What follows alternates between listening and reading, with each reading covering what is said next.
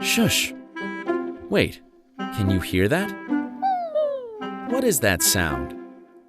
Sorry? You think it's the sound of air leaking out of the tire? Well, I think it's the sound of James and John sighing. Look, James and John are sighing deeply. Guys, what's the matter? Whenever you sigh, a dark cloud is formed over your heads. Wouldn't that lead to a rumbling thunder?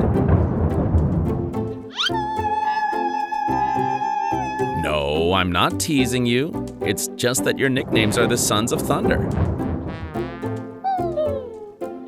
What? Now you're not?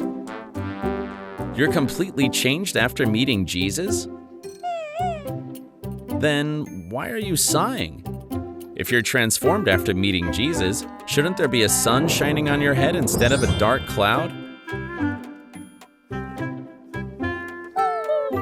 Oh no.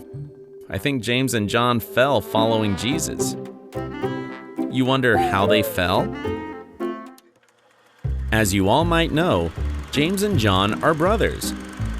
They were fishermen like Peter and Andrew on the Sea of Galilee, but they became the disciples of Jesus after meeting him.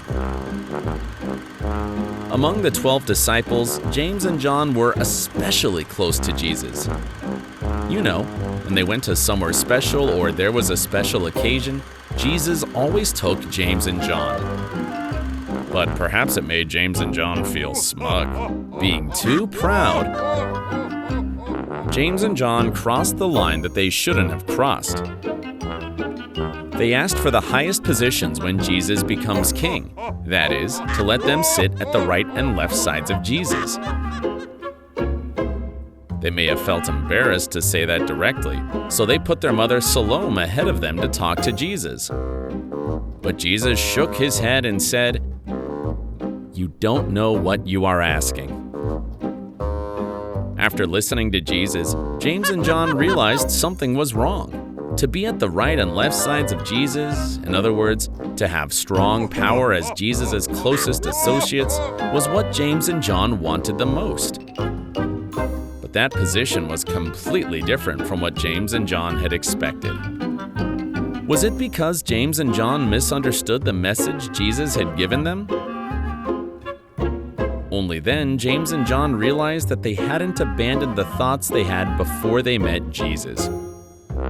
They thought that they were completely changed, but it turned out nothing had changed.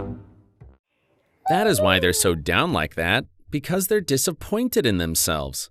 Can you think of any good way to comfort them? Ah, right, there's something. The power that changed the Son of Thunder to the Apostle of Love. The power of Jesus. The strength of Jesus. You may all know how rough the way of Jesus is.